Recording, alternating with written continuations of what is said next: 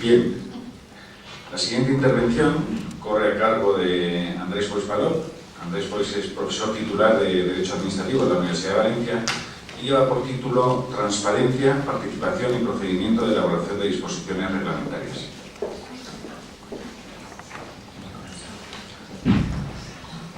Aquí yo creo que será más fácil. Así, perspectiva.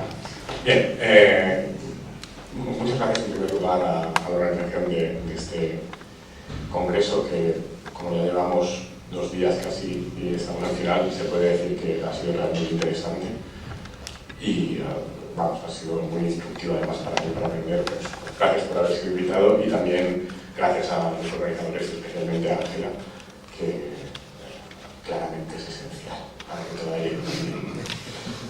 Pues, bueno, como dice Lorenzo, yo voy a hablar de transparencia, participación y procedimiento de elaboración de disposiciones reglamentarias, lo cual es algo así como intentar entender esta ciudadanía formal, activa, participativa, educada, a la que las redes sociales dan muchísimas oportunidades de acción política y de otro tipo, cómo el ordenamiento jurídico debería poder ser capaz de canalizar bien este tipo de acciones y utilizarlas en beneficio de una acción pública más eficiente y mejor en todos los sentidos. En concreto, en un aspecto que es a la hora de elaborar disposiciones reglamentarias, es decir, cuando la administración pública hace una norma jurídica, un reglamento para organizar ciertas cuestiones que luego van a afectar a todos los ciudadanos. Entiendo además que esto evidentemente tiene mucho que ver con la participación y está íntimamente vinculado a las cuestiones de transparencia de las que hablábamos a primera hora de la mañana, en la primera mesa de la mañana. Porque la transparencia es muy importante para muchas cosas, es esencial para muchas cosas, pero si en un punto se demuestra hasta qué punto puede cambiar la estructura de funcionamiento de la cosa pública en una sociedad, es cuando esa transparencia acaba vertebrando iniciativas ciudadanas participativas. Es cuando los ciudadanos no solo acceden a la información, sino usan esa información para hacer cosas. Y si encima la usan para intervenir en la esfera pública, mucho mejor. Bien, a este respecto, y muy rápidamente, está más explicado en el texto de la comunicación, creo que conviene señalar, siquiera sea mínimamente, de dónde venimos. Si venimos de un país en el que el modelo de democracia representativa y participativa que tenemos es clásico, en el buen sentido para algunas cosas, pero en el malo para otras, es decir, es extraordinariamente poco participativo. Y es extraordinariamente poco participativo quizá por nuestra historia constitucional. Hay un profesor de Derecho Administrativo alemán, o de Derecho Público alemán, que se llama Schmidt Assmann, que en estos momentos es probablemente una gran eminencia europea en estas materias, porque es el que está tratando de hacer una sistematización moderna de la intervención pública.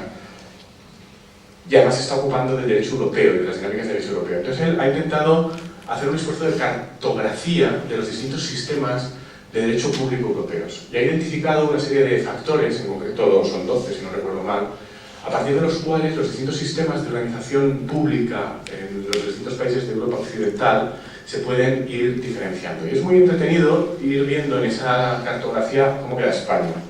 Porque sistemáticamente vas identificando a partir de esos factores, de esos test, por así decir, un modelo jurídico que es extraordinariamente rígido, extraordinariamente poco participativo, extraordinariamente vertical y extraordinariamente autoritario en algunos factores. Yo supongo que con esta descripción más o menos todos nos podemos sentir identificados hasta cierto punto, pero la gracia es cuando lo ves comprobado, ¿no? Compruebas cómo otros sistemas se integran con mucha facilidad, modelos como el Ombudsman, pues, instituciones como el Defensor del Pueblo, aquí pues, bueno, tienen una importancia social relativa, como otros países tienen mecanismos de participación eficaces, y aquí en cambio es difícil establecerlos, como otros países lo conciben, esto de que, pues hablábamos antes de la ley de transparencia, esto de que en la ley de transparencia te cuelen de repente unas disposiciones sancionadoras en que la administración del Estado pretende arrogarse capacidad para sancionar a administraciones autonómicas o locales. Bien, frente a esto, es verdad que hay dinámicas de cambio, nuestro sistema jurídico está evolucionando mucho, es cierto que nuestro sistema jurídico tiene una ventaja y es que ha demostrado ser extraordinariamente flexible, extraordinariamente abierto a las influencias que sobre todo vienen de la Unión Europea, por una serie de factores, Es verdad que estas innovaciones se aceptan mucho mejor cuando, de alguna manera, catalizan estas tendencias internas de nuestro modelo jurídico, y entonces así es mucho más fácil pues, poner una agencia de protección de datos y que esa agencia de protección de datos tenga unos enormes poderes pretorianos de conformación de ciertas relaciones privadas, porque eso está en el ADN estructural de nuestro modelo público, y es más complicado y se hace más duro cuando las instituciones europeas un poco lo que nos dicen es que seamos más transparentes, pero poco a poco se va integrando. Y llego a la elaboración de reglamentos. En materia de elaboración de reglamentos pasa en España una cosa que en el derecho administrativo pasa en bastantes esferas, y es que, sorprendentemente, sigue en vigor ya no la misma regla, ya no la misma ley aprobada en 1958 en medio de una dictadura, pero sí el mismo contenido regulatorio. La misma ley ha estado en vigor hasta 1997, en que se cambió por la Ley 50/1997 de gobierno. Esto es un fenómeno notable. Nosotros lo solemos explicar diciendo, estas leyes que hizo la dictadura franquista en los años 50 eran tan buenas que ha llegado la democracia y oye, siguen siendo fantásticas y la mejor regulación posible. Y bueno, entonces aquí explicamos que es una generación de juristas, lo que se llama generación de la paz, realizados por la ciudad de Terría, los que hacen estas leyes, ¿no? Que la jurisdicción, el procedimiento administrativo, la ley de expropiación total, que continúa en vigor. Y decimos, no, es que son unas leyes que dentro de una dictadura autoritaria eran un avance hacia el Estado de Derecho, entonces eran tan buenas que la democracia llegó y pudieron seguir en vigor. Y es verdad, hasta cierto punto. Pero es verdad que más o menos contenían unos criterios homologables de lo que es un Estado de Derecho. Ahora bien, tan buenas eran como para que ni siquiera haga falta cambiarlas nada. Es decir, que probablemente es verdad que podrían adaptarse a un Estado de Derecho. Yo tengo mis dudas respecto a que sean la óptima respuesta de un Estado de Derecho avanzado y participativo. En este sentido es interesante comprobar que a pesar del mandato constitucional, hemos hablado antes del mandato constitucional del 105b, el 105a contiene un mandato constitucional en el sentido de fomentar la participación ciudadana en los asuntos públicos. En concreto dice, los ciudadanos tienen derecho a ser oídos en el procedimiento de elaboración de disposiciones administrativas que les afecten. Esto es un mandato constitucional. El Tribunal Constitucional en una sentencia que es la 18/1981, una de las primeras, con un voluntarismo notable, dijo, no hace falta desarrollo legal de este precepto. Eficacia directa de la Constitución, bueno, hombre, sí, eficacia directa de la Constitución, pero explíqueme usted si no hay un procedimiento específico de participación y canalización de esa participación ciudadana en la elaboración de reglamentos, ¿cómo se puede hacer? Es decir, aunque haya una eficacia directa, depende de esa plasmación efectiva. Y la plasmación efectiva, como digo, está en estos momentos en la Ley de Gobierno de 1997, artículo 24, que sustancialmente tiene la misma regulación que los artículos 129 a 132 de la antigua Ley de Procedimiento Administrativo del 58. En concreto, lo que dice es, elaborado el texto de una disposición que afecte a derechos e intereses legítimos de los ciudadanos, se les dará audiencia durante un plazo razonable inferior a 15 días, directamente o a través de las organizaciones y asociaciones reconocidas por ley que los agrupen o representen y cuyos fines guarden relación directa con el objeto de la disposición. Es decir, esto es un modelo de participación que tiene dos problemas. El primero es que desconoce cuál es la realidad social actual, cuáles son las enormes posibilidades que da Internet, que dan los mecanismos de transparencia y participación que se pueden poner en marcha. Y en segundo lugar, y quizá más importante, que responde a un modelo de participación gremial, un modelo de participación corporativa, un modelo de democracia orgánica, por así decir, donde lo importante no son los individuos en sus aportaciones, sino las aportaciones vehiculadas a partir de esos entes e instrumentos que los agrupan.